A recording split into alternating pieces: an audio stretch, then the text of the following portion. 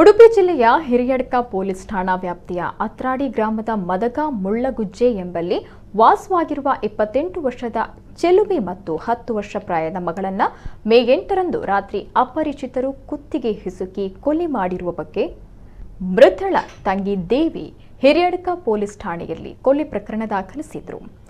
ಇದೀಗ ಪ್ರಕರಣ ದಾಖಲಾದ 2 ದಿನದೊಳಗೆ ಆರೋಪಿಯನ್ನ ಪತ್ತೆ ಹಚ್ಚಿ ಬಂಧಿಸುವಲ್ಲಿ ಪೊಲೀಸರು ಯಶಸ್ವಿಯಾಗಿದ್ದಾರೆ.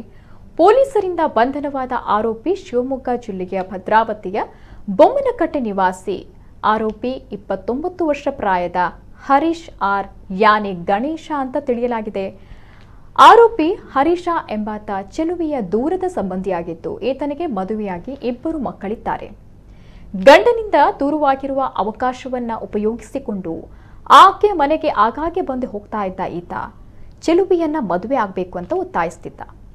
ಚೆಲುವಿಯು ಬೇರೆ ಗಂಡಸರೊಂದಿಗೆ ಫೋನ್ನಲ್ಲಿ ಮಾತನಾಡ್ತಿದ್ದಾಳೆ ಅನ್ನೋದಾಗಿ ಸಂಶಯಗೊಂಡ ಈತ ಮೇ 8ರಂದು ರಾತ್ರಿ ಅವಳ ಮನೆಗೆ ತೆರಳಿ ಚೆಲುವಿ ಮಲಗಿದ್ದ ಸಮಯ ಚೆಲುವಿಯನ್ನ ಶಾಲಿನಿಂದ ಕುತ್ತಿಗೆಗೆ ಬಿಗಿದು ಕೊಲೆ ಮಾಡಿದ್ದಾನೆ. ಬಳಿಕ ಮಲಗಿದ್ದ ಮಗು ಸಾಕ್ಷಿ ಹೇಳ್ಬೋದು ಎಂಬ ಭಯದಲ್ಲಿ ಮಗುವನ್ನ ಸಾಯಿಸಿದ್ದಾನೆ.